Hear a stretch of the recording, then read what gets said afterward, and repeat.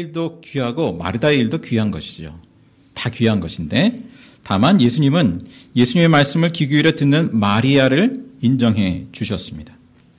주님 발 곁에 앉아 예수님의 말씀을 듣는 그 마리아의 모습은 하나님의 자녀된 자의 삶이 무엇으로부터 시작되어야 하는지를 깨닫게 해주는 대목이죠. 자, 하나님은 우리로 하여금 하나님이 행하신 일과 그 말씀을 토대로 삶을 살아가게 하십니다. 자, 예배가 또 바로 그러한 자리이기도 하죠. 우리가 예배의 자리에 나와 있습니다만 하나님이 행하신 일, 또 하나님이 내게 주시는 그 말씀을 기억하고 또 집중하고 또 그렇게 하나님이 행하신 일을 찬양하고 감사하고 그렇게 하나님을 예배하는 공동체로 우리를 세우셨다라는 사실입니다. 자, 예수님은 또 그렇게 말씀하시죠. 하나님께서 예배하는 자, 영과 진리로 예배하는 자를 그 백성을 찾으신다라고 말씀하신 바 있습니다. 자, 오늘 시편 말씀은 그렇게 하나님께 경배하며 예배하는 장면을 우리에게 떠올려 주고 있습니다. 보십시오. 이제 그 예배하는 그 성소 안으로 들어가는 그러한 장면을 떠올리게 하는 내용인데요. 1절에 보면 오너라 초대하죠. 우리가 주님께 즐거이 노래하자. 우리를 구원하시는 반석을 보고 소리 높여 외치자. 예배의 자리로 초대합니다. 2절에는 찬송을 부르면서 이제 그의 앞으로 나아가죠. 나아가서 노래가락에 맞추어 그분께 즐겁게 소리 높여 외치자. 독려합니다. 6절에 보면 그 다음 예배의 동작을 표현하고 있습니다. 오너라 우리가 엎드려 경배하자. 우리를 지으신 주님 앞에 무릎을 꿇자. 자, 오늘 본문에서 보여주는 예배의 그 기본적인 분위기를 한번 먼저 느껴보시죠. 어떤 분위기인가요? 즐거움과 그 감격. 그래서 하나님께 축하, 이제 찬양과 경배를 드리는 그런 분위기이죠. 왜 그럴까? 왜 그런가? 3절에 보니까 이렇게 표현하고 있습니다. 주님은 크신 하나님이시요 모든 신들 위에 뛰어나신 왕이시다. 어떤 점에서 그런가? 4절, 5절에 이렇게 표현하고 있죠. 땅의 깊은 곳도 그 손 안에 있습니다. 여기서 땅의 깊은 곳이라고 하는 것은 당시에 그 죽음의 권세가 이제 머문다라고 여겨지는 그 어떤 곳이죠. 예, 모든 죽은 사람들이 땅에 묻히지 않습니까? 그래서 이제 그렇게 여겨지는 땅의 깊은 곳도 그 죽음의 권세도 하나님의 손 안에 있습니다. 또 산의 높은 꼭대기도 그의 것입니다. 그때 당시 산의 높은 꼭대기라고 하는 것은 신들이 그때 당시 다신교 사회잖아요. 신들이 자신들의 그 어떤 지폐를 갖는 곳 그런 곳이죠. 그렇게 일컬어지는 모든 산의 높은 꼭대기도 그의 것입니다. 이렇게 고백합니다. 그리고 바다도 마른 땅도 모든 그 피조물이 주님의 손으로 빚으신 것이라 표현하고 있습니다. 이처럼 하나님이 세상을 지으셨다는 그리고 그 지으신 세상을 다스린다는 것. 그 모든 세상 만물이 하나님의 소유라는 것. 그것을 고백하고요. 자, 6절 하반절에는 보니까 하나님이 세상을 지으셨을 뿐만 아니라 또 하나를 지으셨어요. 뭡니까? 우리를 지으셨습니다. 이스라엘을 지으셨습니다. 라는 것이죠. 하나님이 어떻게 이스라엘을 지으셨나? 가장 대표적으로 종살이 하던 애굽에서 건져내셔서 하나님의 소유된 백성을 삼으셨다라는 것이죠. 그래서 1절에는 하나님은 우리를 구원하시는 반석이라 그렇게 요약해서 표현하고 있습니다. 또 7절에는 그는 우리 하나님이시오. 우리는 그가 기르시는 백성이며 그가 손수 이끄시는 양떼다. 그렇게 고백합니다. 자, 이처럼 창조의 하나님, 구원의 하나님, 또 목자와 같이 인도하시는 하나님으로 인하여서 즐거움과 감격에 예배를 드리는 것이죠. 자, 우리는 이 시편 말씀을 예수 그리스도 안에서 다시 더 깊게 새롭게 고백합니다. 어떻게 합니까? 자, 예수님 안에서 이 시편 말씀을 다시 이해해 보죠. 1절의 표현대로 우리를 구원하시는 반석이라고 표현한 것처럼 그 반석은 예수 그리스도에 비유되죠. 모형이죠. 그래서 우리를 구원하시는 예수 그리스도에 대한 고백. 또 3절의 고백처럼 예수님은 부활 승천하심으로 모든 신들 위에 모든 이름 위에 뛰어나신 왕이 되셨습니다. 또 4절 5절의 고백처럼 예수님은 온 세상 만물의 주가 되셨습니다. 결국 6절에 이르기를 우리가 엎드려 경배하자 우리를 지으신 주님 앞에 무릎을 꿇자는 고백처럼 빌립보서 2장에 보면 이런 고백이 있죠. 하늘과 땅 위와 땅 아래에 있는 모든 것들이 예수님의 이름 앞에 무릎을 꿇고 모두가 주 예수 그리스도는 주님이시라고 고백하며 하나님 아버지께 영광을 돌리게 하셨습니다. 이렇게 선언합니다. 자, 7절의 고백. 우리는 그가 기르시는 백성이며 그가 손수에 이끄시는 양떼다. 고백한 것처럼 예수님이 어떤 말씀을 하시나요? 요한복음 10장에 보면 자신을 선한 목자라 비유하시면서 선한 목자는 양들을 위하여 자기 목숨을 버린다 하셨습니다. 그리고 그렇게 십자가에서 자기 목숨을 버리셨습니다. 자, 이렇게 하나님은 예수 그리스도 안에서 우리로 하여금 창조의 하나님, 구원의 하나님, 그 하나님을 만나고 예수님 안에서 만나고 그렇게 감사와 찬양의 예배를 드리게 하시는 것이죠. 자, 그런 면에서 우리가 이제 예배 때 찬양을 하지 않습니까? 찬양의 그 주된 내용은, 주제는 이런 것이구나.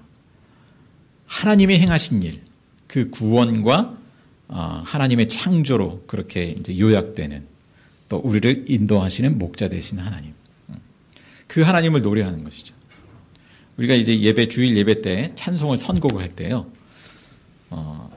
이제 대체로 앞부분은 그렇게 하나님이 행하신 일, 그러한 내용을 주제로 해서 찬양을 선곡을 하죠.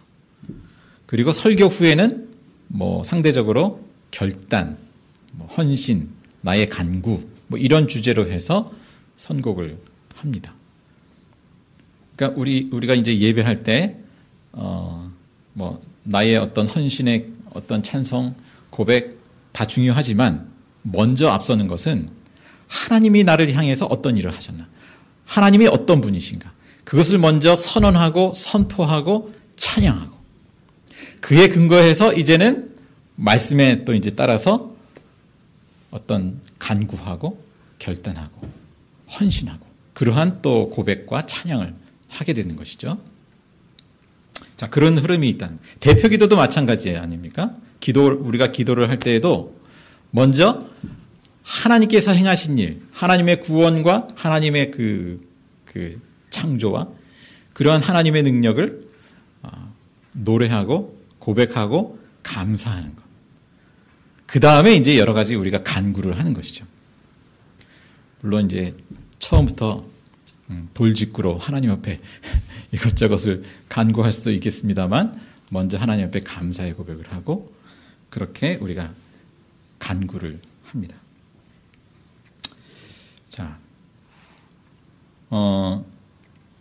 이처럼 우리가 예배는 창조와 구원의 하나님을 높여 경배하는 것이구나. 그리고 그 다음에 두 번째로는 예배를 통해서 어떤 삶으로 나아가나요? 우리가 그 하나님의 말씀에 순종하고 또 복종하는 그러한 삶으로 나아갑니다. 오늘 본문의 시편 고백을 보면 엎드려 경배한다, 또 무릎을 꿇는다, 이런 것이 다 이제 하나님 앞에, 주님 앞에 내가 복종합니다, 이런 뜻이죠. 자, 이 하나님을 향한 그 순종의 출발은 무엇이겠습니까? 오늘 7절 하반절에 보니까요, 이런 고백이 있죠. 이런 선언이 있죠. 오늘 너희는 그의 음성을 들어보아라. 그의 음성을 들어보아라. 예수님 곁에 앉아 말씀을 듣는 마리아처럼 오늘 너희는 그의 음성을 들어보아라. 이어지는 내용을 보니까 무리바에서처럼 마사 광야에 있을 때처럼 너희의 마음을 완고하게 하지 말아라. 그 말씀을 하고 계십니다. 자, 그런데 이 명령을 누가 하고 있는 건가요? 이게 지금 누가 하시는 말씀인가요? 시편 기자인가요? 근데 시편 기자 이전에 히브리서 4장에 보면 오늘 본문의 말씀을 오늘 너희는 그의 음성을 들어보아라부터 시작해서 끝까지 다 인용을 하고 있습니다. 그 내용을. 그러면서 앞에 무슨 단서를 달았냐 하면 성령이 이와 같이 말씀하셨다고 소개합니다. 성령이 이와 같이 말씀하셨다고 하면서 오늘 너희는 그의 음성을 들어보아라. 결국 이 시편의 고백, 이것은 단지 시편 기자의 고백 이전에 하나님께서 시편 기자를 통해서 우리에게 하시는 말씀이구나. 성령께서 오늘의 시점에서 다시금 우리에게 되울려 주시는 것이죠. 너희는 그의 음성을 들어보아라. 자, 그 내용이 뭔가 보니까, 자, 무리바, 마사, 그 뜻이 각각 다툼과 시험을 뜻합니다. 출애굽기 17장에 나오는 내용인데요. 이 무리바 마사 광야에서 하나님과 다투었다라는 것이죠. 하나님을 시험했다는 것입니다. 9절 이하에 보면 좀 더 부연하는 것이 출애굽한 그 조상들이 그때에 하나님이 하신 그 구원의 역사, 출애굽의 역사를 보고서도 하나님 자신을 거듭거듭 시험했다는 것이죠. 40년을 지나도록 본 결과 이스라엘 백성들은 마음이 빗나가서, 히브리서에서는 미혹되어서 이렇게 번역했습니다. 미혹되어서 나의 길을 깨닫지 못하더라. 하나님의 길을 깨닫지 못하더라. 하나님의 인도하시는 길을 깨닫지 못하더라. 그래서 하나님이 분노하시죠. 결과적으로 안식에 들어가지 못하게 하셨습니다. 자, 이 말씀을 성령께서 오늘 우리에게 되울려 주십니다. 오늘 너희는 예배 가운데에서 그의 음성을 들어보아라. 너희의 마음을 완고하게 하지 말아라. 그 결과는 안식에 참여하지 못하게 된다는 것입니다. 자, 안식이라는 표현 바꿔 말하면 하나님의 나라죠. 하나님 나라에 참여하지 못하게 된다. 누리지 못하게 된다는 말씀과 같습니다. 자, 하나님께서 예수 그리스도의 십자가를 통해서 우리를 죄에서 구원하신 것, 해방시키신 것은 바로 안식에, 하나님 나라에 참여하게 하기 위함이죠.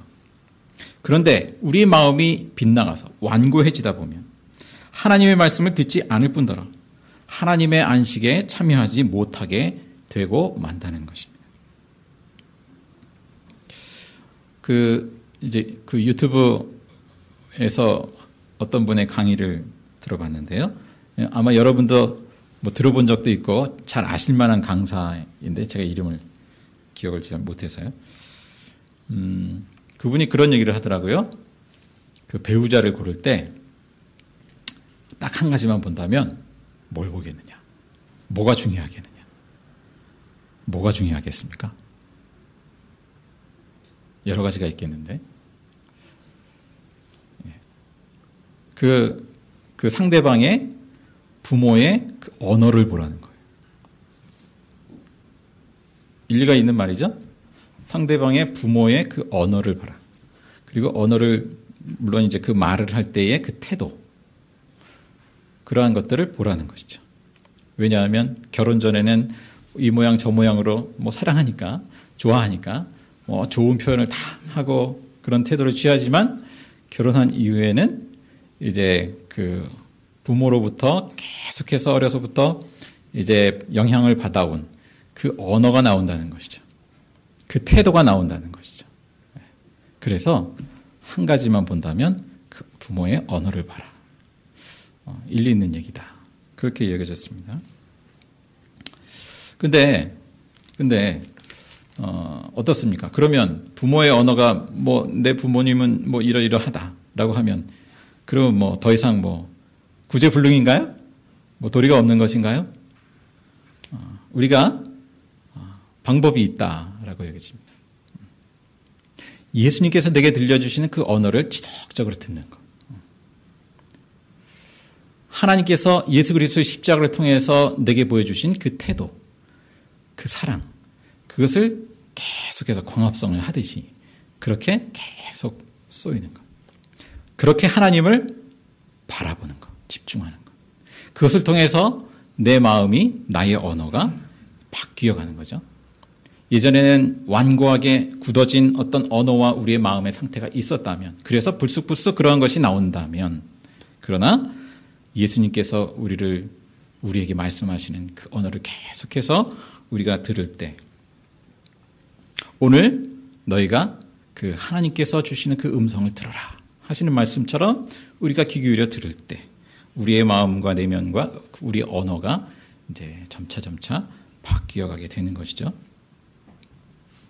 자, 그렇게 예수님의 말씀을 통해서 하나님이 우리에게 행하신 그 일을 통해서 우리가 성령의 음성을 듣고 하나님의 안식에 참여하게 됩니다. 우리가 궁극적인 그 하나님의 나라 이전에 그것을 앞당겨서 오늘의 현실에 그 안식을 맛보면서 누리는 것이죠. 자, 우리가 좀 더 이 안식에 대해서 생각해 보겠습니다. 구약 성경에 보면 이 하나님의 안식을 누리도록 하기 위해서 이스라엘 백성들에게 주신 두 가지 은혜의 장치가 있습니다. 결국은 예수님이 성취하신 것인데요. 그 첫 번째는 뭐냐 하면 안식일 제도입니다. 안식일 제도. 십계명의 네 번째 계명이 안식일을 기억하여 거룩히 지키라 명하시죠. 그래서 안식일에는 사람들뿐만 아니라 짐승, 가축들까지도 다 쉬도록 했습니다. 일 시키지 않도록 한 것이죠. 일을 쉼으로써 쉬는 것이 그 날을 거룩하게 구별하는 것이라고 일컫습니다. 이 날은 하나님의 날이다. 이렇게 여깁니다. 자, 일을 쉰다라는 것. 그 일을 그러니까 나를 위한 그 노동을 멈추는 것을 통해서 하나님이 창조주이심을 기억하고 고백하고 하나님과의 관계 속에 머물고 회복하고 우리의 몸뿐만 아니라 우리의 마음과 영이 그렇게 하나님과의 관계 속에 머물도록 하고 그렇게 다시 새롭게 이제 삶을 시작하는 것이죠. 또 구원을 베푸시는 그 하나님의 능력을 또 우리가 인정하고 쉰다는 것 자체가 멈춘다는 것 자체가 하나님의 구원을 인정하는 행위라는 것이죠. 아, 나 바쁜데 하지만 하나님께 맡기는 거예요. 하나님의 구원하심과 인도하심을 신뢰하고 맡기는 거예요. 그래서 멈추는 거예요. 출애굽기 34장 21절에 한번 찾아 읽어볼까요?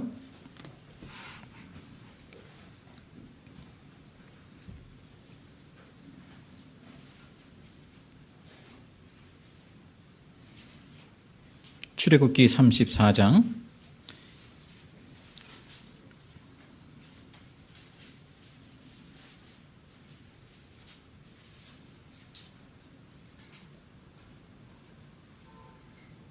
21절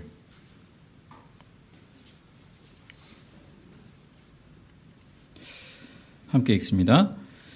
너희는 여섯 동안 일을 하고 이런 날에는 쉬어야 한다. 밭갈이 하는 철이나 거두어 들이는 철에도 쉬어야 한다. 예. 자, 한창 추수를 해야 할 때 쉬라는 거예요. 멈추라는 것입니다. 이게 쉬운 일이 아니죠. 아, 지금 한창 추수하고 수확해야 되는데.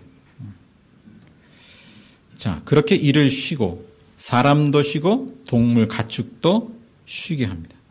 그것이 너희들에게 유익하다. 그리고 그렇게 하나님의 인도하심과 먹이심과 돌보심에 자기를 맡기는 것이죠. 신뢰하는 것이죠. 자, 이 점에서 사람이 그냥 안식일을 지켜야 한다는 것이 아니라 결국 하나님께서 안식일을 제정하신 것은 안식일이 사람을 지킨다는 것이죠. 이러한 맥락에서 예수님이 그 안식일을 일컬어서 사람을 위해서 생긴 것이라고 말씀합니다. 안식일은 사람을 위한 것이다. 말씀하십니다. 그래서 나를 위한 어떤 행위를 멈추고 다만 하나님을 향한 시선을 하나님께 집중하고 그리고 생명을 살리는 하나님께서 기뻐하시는 일을 행하는 데 있어서는 우리가 예수님께서 안식일에 병자를 고치시고 어떤 그러한 일을 회복하는 일을 하신 것처럼 그러한 일에 있어서는 우리가 또 감당을 하고 그 생명을 회복하는 날이 안식일이라 일컬어집니다. 자, 안식을 누리도록 하기 위해서 주신 또 다른 은혜의 장치가 있습니다. 그것은 제사제도이죠. 레위기에 보면 지루하게 이 제사제도가 나오지 않습니까? 속죄와 희생의 제물을 통해서 회개하고 또 헌신하는, 결단하는 시간. 자, 그 장면을 한번 떠올려 보십시오. 양이나 염소나 송아지나 이것을 잡아서 완전히 해체를 하죠. 먼저 거기에 손을 얹습니다. 그것은 이 가축이 죽지만 곧 내가 죽는 것이다. 내 죄를 대신해서 죽는 것이다. 그리고 뼈 마디마디 각을 뜸, 다 마디마디 자르고 가죽을 벗기고 해체함, 내장을 드러내고 다 해체합니다. 그리고 완전히 불에 태웁니다. 무엇인가요? 거기에는 무슨 어떤 헌신, 완전한 헌신 그런 의미도 있습니다만 그 이전에 무엇입니까? 나의 완전한 죽음. 그죠? 그 희생제물과 내가 연합하여서 내가 완전히 죽었습니다. 나의 옛자가 완전히 죽었습니다. 그렇게 하나님 앞에서 새롭게 시작하는 그 예식이죠. 자, 우리는 어떻습니까? 이제는 예수 그리스도의 십자가, 그 완전한 희생 제물이 되신 예수 그리스도의 그 십자가에서 그 예수님과 연합해서 나는 죽었습니다. 로마서에서 사도 바울이 그렇게 전하고 있죠. 예수님의 십자가의 죽으심과 함께 나는 완전히 죽었습니다. 그리고 다시 부활하신 예수님과 함께 내가 새로운 존재로 살아갑니다. 그렇게 고백을 합니다. 자, 이것이 이제 세례의 의미죠. 세례의 의미고 또 우리가 예배 때마다 우리가 반복하는 말하자면 예식이라고 할 수 있겠습니다. 나의 옛자가 예수님의 십자가에서 완전히 죽고 그리고 부활하신 예수님과 함께 다시 세상으로 나아가고 그게 예배의 자리죠. 자, 사도 바울의 고백처럼 나는 그리스도와 함께 십자가에 못 박혔습니다. 이제 살고 있는 것은 내가 아닙니다. 그리스도께서 내 안에 살고 계십니다. 그 고백이죠. 그 희생제물 되신 예수님과 함께 십자가에서 나는 죽었습니다. 그리고 부활하신 예수님으로 나는 살아갑니다. 자, 우리가 살아가면서 내 자존심을 위해서 여러 가지를 뭐라도 있으면 붙드는 경향이 인간적인 본능이 있다라고 여겨집니다. 이를테면 그것이 뭐 소유일 수도 있고 어떤 학력일 수도 있고 자기 성취일 수도 있고 또 어떤 직위 또 하다못해 내 자식의 성공 이러한 것들이 내 자존심을 세워주는 장치들이 되죠. 이것들이 우리로 하여금 하나님의 음성을 듣지 못하도록 우리의 마음이 빗나가게 하는 요소가 되기도 합니다. 그래서 그 마음이 굳어지죠. 그러한 방향으로. 완고한 마음으로. 그래서 하나님의 길을 깨닫지 못하게 합니다. 결국 하나님의 안식으로부터 멀어지는 것이죠.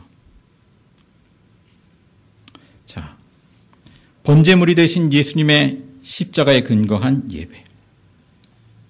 나의 옛자가 완전히 죽는 것. 우리는 그러한 예배를 드리고 있는가? 언제 드렸는가? 예배, 우리가 단지 예배 출석이 아니라 나의 옛자가 십자가에서 죽는 것. 그리고 부활하신 예수님과 함께 새롭게 나아가는 것. 그것이 예배구나. 근데 죽는 게 어렵죠. 예? 그래서 성령님을 의지하는 것이죠. 내가 죽은 자인가? 그것은 우리 가까운 사람한테 물어보면 뻔히 알아요. 예. 내가 죽은 자인가? 예. 얼마나 죽었나? 우리 가족이나 가까운 사람한테 물어보면 내가 아직도 죽지 않고 시퍼렇게 살아있구나. 자존심이 뭐가 뭔가를 붙드는 그 어떤 것들이 시퍼렇게 살아있구나. 내가 아직 죽지 않은 것이죠. 예수님께서 우리를 위해서 십자가에 죽으셨습니다. 옛자가 완전히 죽어지고 오직 부활하신 예수님을 주님으로 살아가도록, 그렇게 안식을 누리도록 우리를 부르셨습니다. 자, 하나님 바로 그러한 예배자, 나는 죽고 오직 예수님만이 주님 되신 그 예배자를 찾으신다라는 것이죠. 오늘도 성령께서 예배 가운데 그의 음성을, 예수님의 음성을 들어보라고 말씀하십니다. 주님 발 곁에 앉은 마리아처럼 주의 음성을 듣고 순종하는 가운데 그 성삼위 하나님을 예배하는 그 즐거움, 그 감사를 더하여 주실 것입니다. 기도하겠습니다.